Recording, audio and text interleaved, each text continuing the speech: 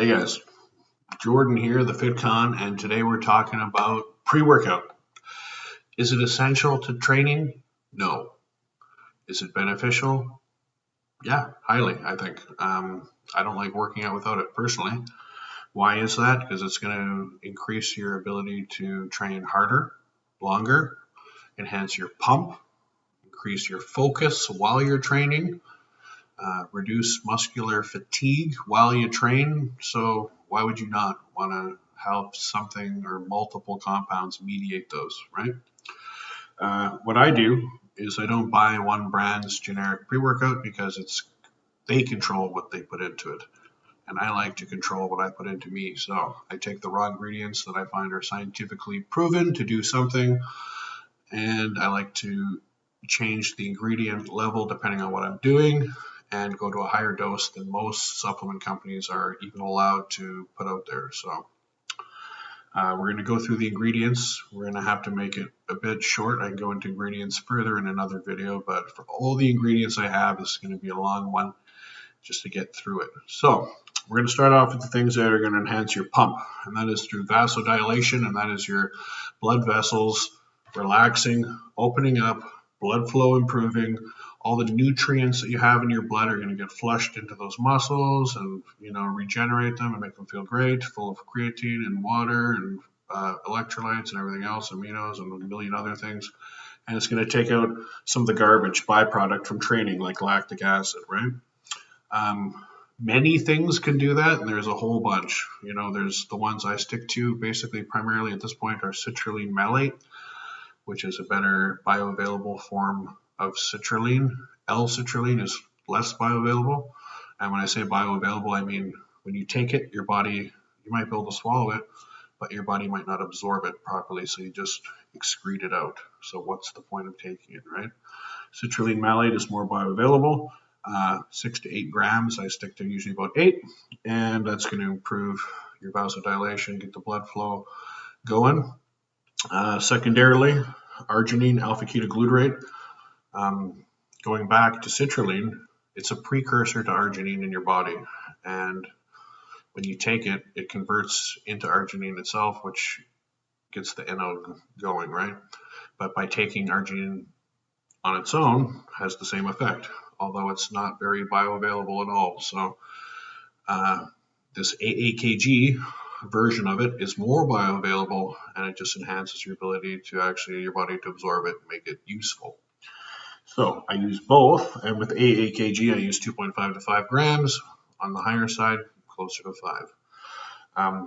Basically, I was running Augmentine, but I stopped because I read some studies where it counters the effects of the last two ingredients I just spoke about, and anything that doesn't work well with other compounds, it's going to have limiting effects on itself and then those other compounds and inhibit what it's going to be doing. So I stopped using it, where before I was using it because it was a common ingredient and a known NO2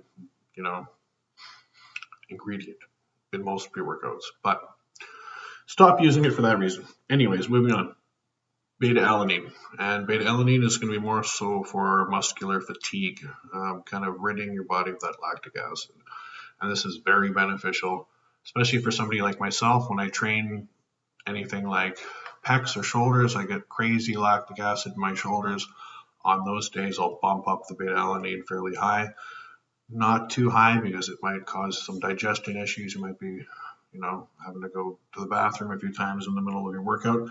But, it's a great ingredient for that reason specifically. 1.5 to 5 grams. I personally stick to 3.5 to 5 grams depending on what I'm doing.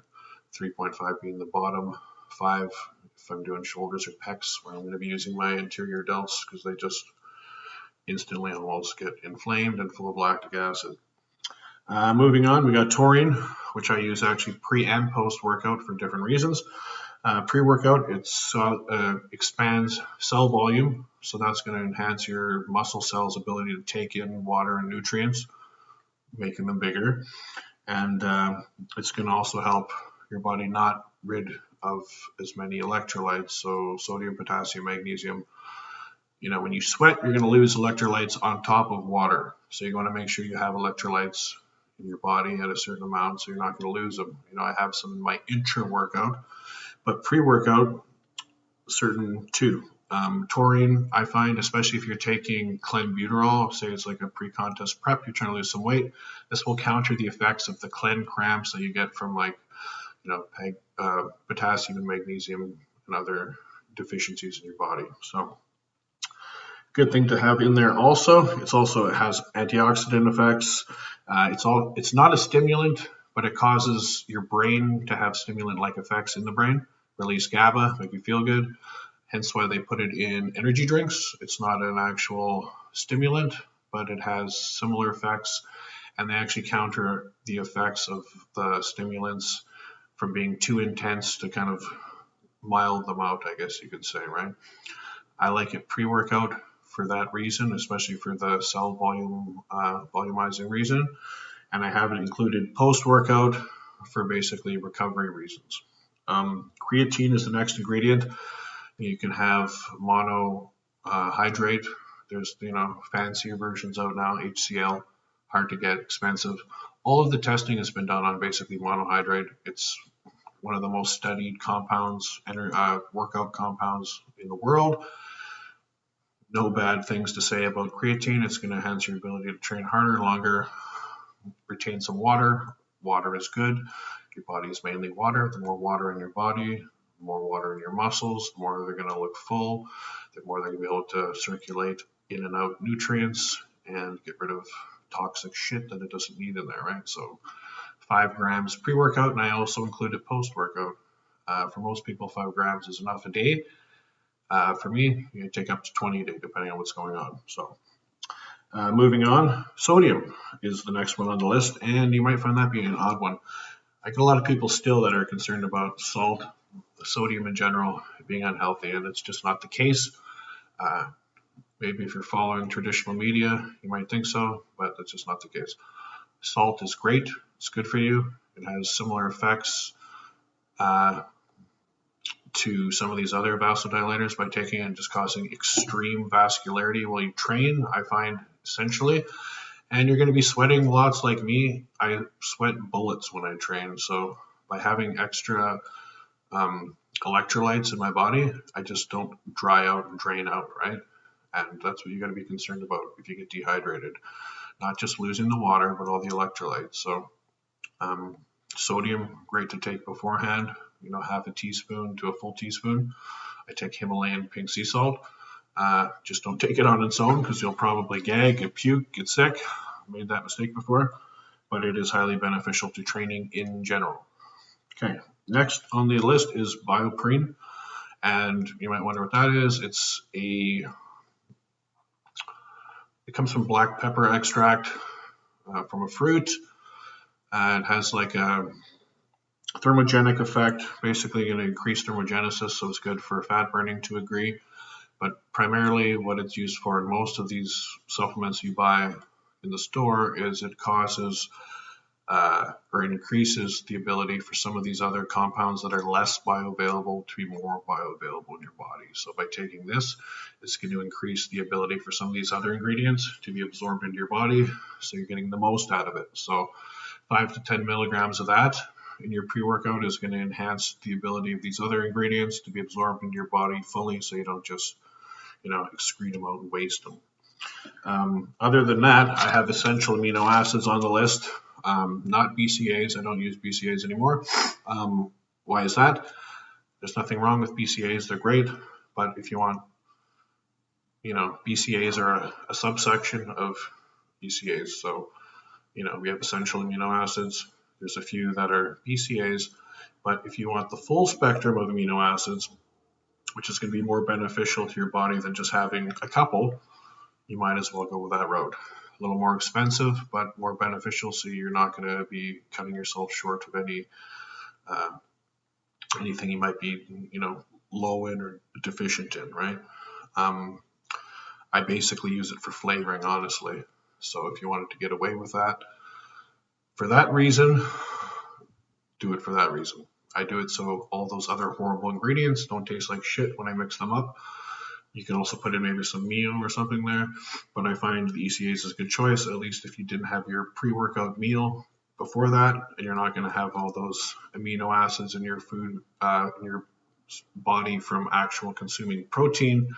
This will be beneficial for you. Moving on, we're going to get into the stimulant zone. So for some people, this is a thing. For some people, it's not.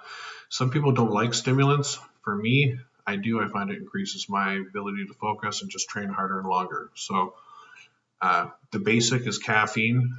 Everybody knows that, 200 to 500 milligrams of caffeine, depending on your body size and ability to take it without being basically desensitized to it. There's other stimulants people do throw in there. I like to stick with a similar version of the ECA stack bodybuilders use, which is ephedrine, caffeine, and aspirin. Ephedrine, another highly potent stimulant, 25 to 50 milligrams. I stick to the higher end of the dose, just mixed with caffeine, has a better synergistic effect of burning, being more stimulus and just burning more calories if you're trying to burn some fat. Aspirin, they take as a vasodilator to counter the vasoconstricting effects of ephedrine and caffeine, because that's what it does. It's a constrictor. It causes your blood vessels to get smaller, and we don't want that during training. So people will put the aspirin in there. But if you're taking the other compounds I previously mentioned for vasodilation, then that won't be a problem. What it'll actually do sometimes is put some yohimbine in there, and that'll open things up even more and have more of a stimulating effect, and they kind of work like peanut butter and jam, we'd call it. But yohimbine is illegal in some countries. You might not be able to get your hands on it, and if it is legal, don't use it. But if it's not legal, feel free to give it a try out. 5 to 15 milligrams usually does the trick. You're going to have to play with the dosage depending on your tolerance to it. Extras, things I tend to throw in occasionally here and there, would be Viagra, another vasodilator. It's not going to cause you to run around the gym with an erection unless you're very stimulated and horny in the gym, which myself, I'm not. I'm just going there to train. Yes, it improves blood flow to your genitalia, but also the rest of your body. And you get a full body pump that I found was fairly intense, almost something similar to running insulin when you were training. Anadrol, if you're looking for power, which is a anabolic. I'm not going to say to use this because it is also illegal. But if you're running anabolics in general, this one is highly toxic, liver toxic, carcinogenic, kills your appetite. The list goes on, but it is very strong and can enhance your training capacity largely.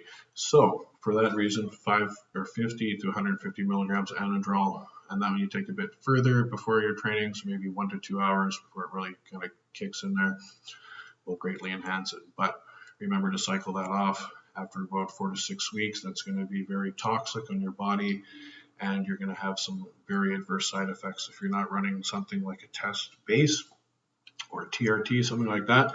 It's going to suppress your testosterone and cause a number of other problems. So, not your safest bet, but something people might want to throw in there. Other than that, there's a few other things here and there that kind of go into the mix or come and go as times change, but those are the ingredients I currently use.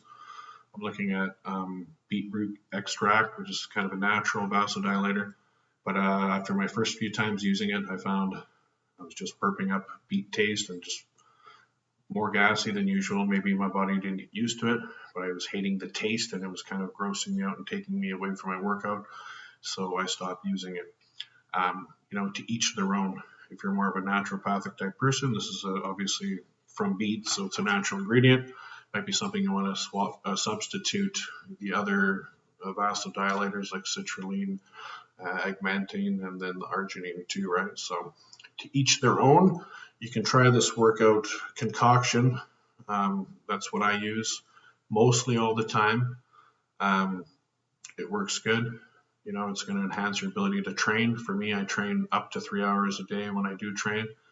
I don't feel overtrained because I have my pre-workout, my intra-workout, and then post-workout, I get a lot of recovery. So Some people say more than 45 minutes to 60 is too much. To each their own. You know, I can train for a few hours easily with pre and post workout, plus, you know, anabolic stuff like that is going to be obviously quite beneficial. So you're just going to have to figure out what works for you. Let me know what you guys think of these pre-workout ingredients. Try the cocktail yourself. Let me know what you think, and I'll see you guys next time. Catch you later.